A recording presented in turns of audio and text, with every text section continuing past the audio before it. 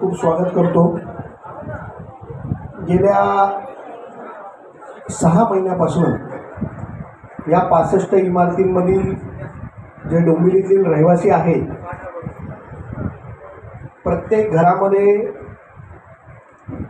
अतिशय दुःखाचं वातावरण गेल्या 6 महिन्यापासून ही लोक सहन करत आहेत आणि ते त्यांच्या चुकीमुळे नाही तर इतरांनी केलेल्या चुकांमुळे आज या 3,500 परिवारांना त्या संकटाला सामोरं जावं लागतंय।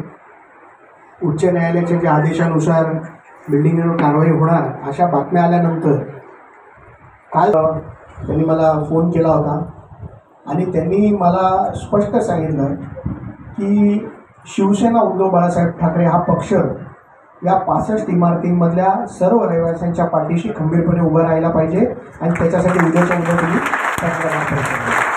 आणि त्याच्यासाठी आम्ही आमचे आज सर्व या जिल्ह्यातले पदाधिकारी मुख्य पदाधिकारी आज व्यासपीठावर आपल्यासमोर आलो आहे आणि त्या इमारतींमधले सर्व रहिवासी देखील आपल्यासमोर इथे आज आपल्याला आपली बाजू मांडण्यासाठी इथे आम्ही आलेलो आहोत। पैकी 95% इमारती ज्या आहेत त्या जुन्या चाळी तोडून तिथे बांधलेल्या इमारती आहेत आणि मी प्रथमच मुद्दा क्लिअर करतो की आमच्या पक्षाचा किंवा आमचा कुठल्याही अनधिकृत बांधकामाला कधीही पाठिंबा नसतो आणि तो पुढेही नसेल, परंतु या 65 इमारती ज्या आज या शहरामध्ये उभ्या राहिल्या त्या उभ्या राहिल्यानंतर लोकांनी रेराचे पेपर्स बघितले, SBI, HDFC अशा महत्त्वाच्या बँकांनी या रहिवाशांना लोन्स दिले आणि या लोन्स दिल्यानंतर हे रेराचे कागदपत्र बघितल्यानंतर या लोकांनी तिथे रहिवाशांनी घरे घेतली। आज या लोकांवरती जे 6 महिन्यापासून ही लोक जे भोगतायत ते किती मोठं, कारण आयुष्यभराची कमाई त्यांनी त्या घरांमध्ये लावली आहे, हप्ते भरतायत रोज आणि आज असा प्रश्न निर्माण झाला की उद्या इमारती तुटल्यानंतर देखील बँका यांच्याकडनं वसुली करतील आणि मग या लोकांनी कोणाकडे जायचं? म्हणजे लोन SBIनी केलाय, लोन HDFCनी केलाय, पण 40 ते 45 आवास योजनेचा लाभ मिळाला आहे, त्या अधिकारी कारवाई होणार आहे का? आणि या 65 इमारती आज जे 3,500 परिवार आहेत यांचा याच्यामध्ये दोष काय? तुमची काय तुम्ही गोष्टी करणार? आज या इमारतींमध्ये लोक बाहेर ते जायचं आणि मूळ डोले राहिवाय हे बाहेरले लोक जे झाल्या त्या दुपार क्लिनिंग झाली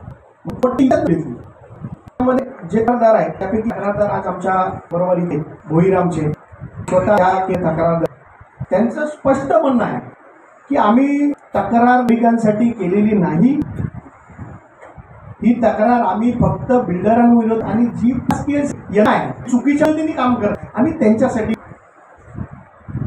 ते आज आमच्या बरोबर का आले तर केसमध्ये लढे आमच्या बरोबर कारण त्यांना त्रास होऊ नये त्याच्यासाठी आम्ही मांडतो। आमचे मुख्य आदित्य ठाकरे लवकरच या संदर्भात देवेंद्र फडणवीस मुख्य वेळ आहे, आम्ही सर्वाधिकारी त्यावर मुख्य काही लोक ते आम्ही भेट घेणार आहे। सगळ्या नगरसेवक बोलून 5 या इथले आले होते, मी आता मतं आपली सगळ्यांची घेते कुठे तुमच्याशी मदत आहे की मतं मिळवतात आश्वासन दिले आपण लोकांना त्यांच्या बिल्डिंग लावून दिलं की आम्ही तुमच्या बरोबर आहे, तुमच्या बिल्डिंगवर कुठलीही कारवाई होणार नाही। आणि याच्यातला अजून एक महत्त्वाचा मुद्दा सांगतो, कोर्टाने जो निकाल दिला 20 तारखेला निवडणुकीचं मतदान होतं, 20 तारखेला 19 तारखेला ही ऑर्डर झाली, 19 तारखेला आणि ती निवडणुकीच्या आधी ती ऑर्डर दाबून ठेवली गेली आणि ती 24 तारखेला बाहेर काढली। त्या ऑर्डरवरती तारीख बघा, ऑर्डर झाल्याची तारीख बघा तुम्ही, आणि ती ऑर्डर लपून ठेवली गेली आणि ती निवडणूक झाल्यावर 24 तारखेला निकाल झाल्यावरती ती ऑर्डर बाहेर काढली लोक आणि या लोकांच्या कुणी कोणाला तयार नाही, पक्ष तयार अनधिकृत कामात राहतात म्हणून। पण आम्ही आज तुम्हाला पत्रकारांना पण सांगतो की जरी ते अनधिकृत बांधकाम असतील तरी ते आमचे रहिवासी आहेत आणि आमचा पक्ष त्यांच्या पाठीशी खंबीरपणे उभा राहणार, कुठलीही गोष्ट असू दे। मग त्याच्याशी आंदोलन करा तरी पक्ष करेल, त्यांचा संघर्ष करावा लागला तरी आम्ही संघ राहणार आहे, महापालिकेत जावं लागलं तरी आम्ही भांडणार आणि न्यायालयीन लढाई तर आम्ही लढतोच आहे, ती तर आम्ही सर्वोच्च न्यायालयामध्ये देखील आम्ही जाणार आहोत, सुप्रीम कोर्टापर्यंत आम्ही या लढाईसाठी जाणार आहोत. कारण या रहिवाशांचा काय दोष आहे, आम्हाला ते आमचा तो महत्त्वाचा मुद्दा आहे.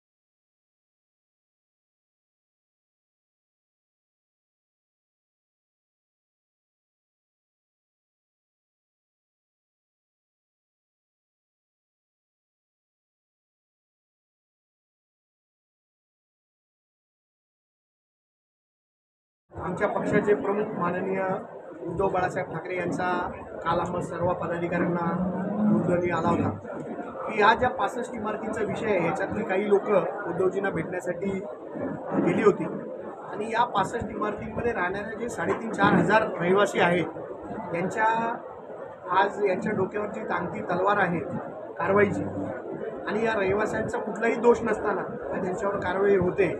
याच्यासाठी उद्धव बाळासाहेब ठाकरे त्यांच्या पक्षप्रमुखांनी आम्हाला या लोकांच्या पाठीशी खंबीरपणे उभं राहण्यासाठी सांगितलेलं आहे आणि त्याची ही सुरुवात म्हणून आजची पत्रकार परिषद आहे.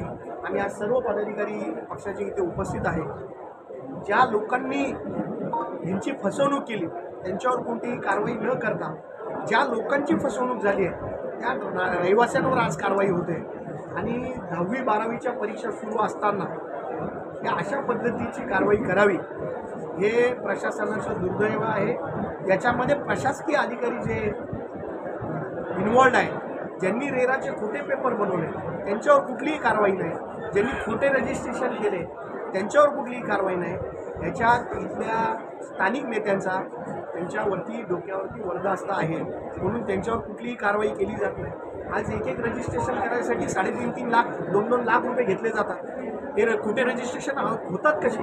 आणि याच्यासाठी मला फक्त एवढंच सांगायचं आहे की या रहिवाशांच्या पाठीशी शिवसेना उद्धव बाळासाहेब ठाकरे खंबीरपणे पक्ष उभा राहील आणि या लोकांवर कुठलीही कारवाई होऊ नये यासाठी जी रस्त्यावरची लढाई असेल तीही आम्ही लढू, त्याचबरोबर न्यायालयीन लढाई देखील आम्ही लढू. आणि उद्या आमचे महापालिकेचे आयुक्त आहे त्यांची देखील आम्ही या विषयासाठी सर्व पदाधिकारी भेटू.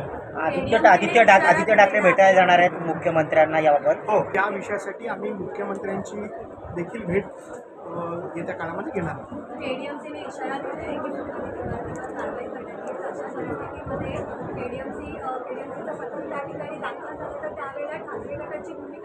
बघा, या लोकांच्या पाठीशी उभं खंबीरपणे राहण्याचा निर्णय आम्ही पक्षाने आमचा घेतलेला आहे आणि कुठलीही जेव्हा कारवाई होईल त्याला सामोरं जाण्यासाठी आम्ही सगळे तयार आहोत. शेवटी आमचा पक्ष नागरिकांसाठी आहे आणि नागरिकांवर अशी जर कारवाई होत असेल तर आम्ही पक्ष म्हणून या नागरिकांच्या पाठीशी जिथे जिथे कारवाई होईल तिथे आम्हाला बोलवलं जाईल, तिथे आम्ही या लोकांच्या पाठीशी बोलू. तुम्ही मग अशी म्हणालात याचं एक मोठं रॅकेट आहे ते चेन आहे बेकायदेशीरित्या हे डॉक्युमेंट जे बघा रेराचे डॉक्युमेंट्स ज्यांनी बनवले, ज्यांनी महापालिकेचे खोटे स्टॅम्प बनवले, ज्यांनी रेराचे कागदपत्र खोटे बनवले, ज्यांनी खोटे रजिस्ट्रेशन केले, ह्या केसमध्ये अशा एकाही व्यक्तीला अजूनपर्यंत अटक झालेली नाही किंवा कारवाई झालेली नाही किंवा त्यांनी बनवलेले खोटे स्टॅम्प अजून जमा केलेले नाही. म्हणजे तुम्ही विचार करा याच्यामध्ये ही कारवाई फक्त दाखवण्यासाठी केली जाते का? हा आमचा प्रश्न आहे. आणि प्रशासनाला आमचं एवढंच म्हणणं आहे की तुम्ही ज्यांनी फसवणूक केली त्यांच्यावर सोडून ज्यांची फसवणूक झाली त्यांच्यावर कारवाई करा.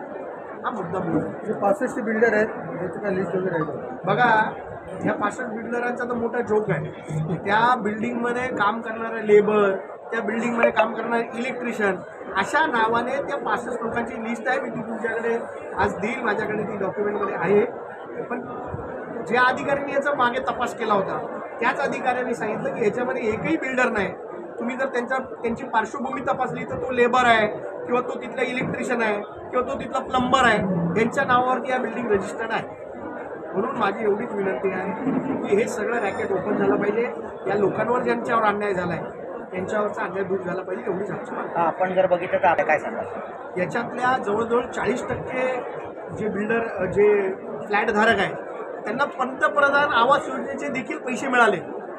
ह्याचा मुद्दा कुणीच मांडला नाही आजपर्यंत. त्याचा खुलासा आज आम्ही करतोय की याच्यामध्ये पंतप्रधान आवास योजनेचे पैसे देखील मिळाले. म्हणून पंतप्रधान आवास योजनेतील जे अधिकारी आहेत ते या जे खोटं ज्यांनी पेपर सादर केले त्यांच्यावर गुन्हे दाखल करणार आहेत का? ज्या बँकांनी लोन दिला त्यांच्यावरती कारवाई होणार आहे का? SBI, HDFC, कोटक अशा मोठ्या बँका याच्यामध्ये इन्व्हॉल्ड आहेत, त्यांचे अधिकारी याच्यामध्ये इन्व्हॉल्ड आहेत, त्यांच्यावर कुठली कारवाई होणार आहे का? कारवाई फक्त नागरिकांवर. हा कुठला न्याय?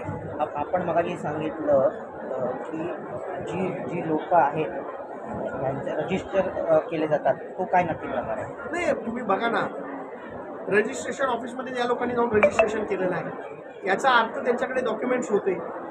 म्हणजे खोटे रजिस्ट्रेशन झालेत ना, जे रजिस्ट्रार आहेत त्यांच्यावर पण कारवाई व्हायला पाहिजे. ज्यांनी खोटे रजिस्ट्रेशन केले 3-3 लाख रुपये घेऊन रजिस्ट्रेशन करतात. माझं एवढंच म्हणणं आहे की या सगळ्या मुद्द्यांवरती आम्ही प्रशासनाला धारेवर धरणार आहे आणि या नागरिकांच्या बाजूने गंभीरपणे बोलू. तुम्ही मगाशी म्हणाल राजकीय वर्धस्त आहे या लोकांना. 100% राजकीय वर्धस्त आहे. जे खोटे पेपर बनवणारे लोक आहेत ते इथल्या राजकीय नेते जे डोंबिवलीतले त्यांच्या मागे पुढे फिरत असतात. कधी त्याची चौकशी त्याची व्हायला पाहिजे आणि ते पण खुलासा आम्ही पुढच्या पत्रकार परिषद करू.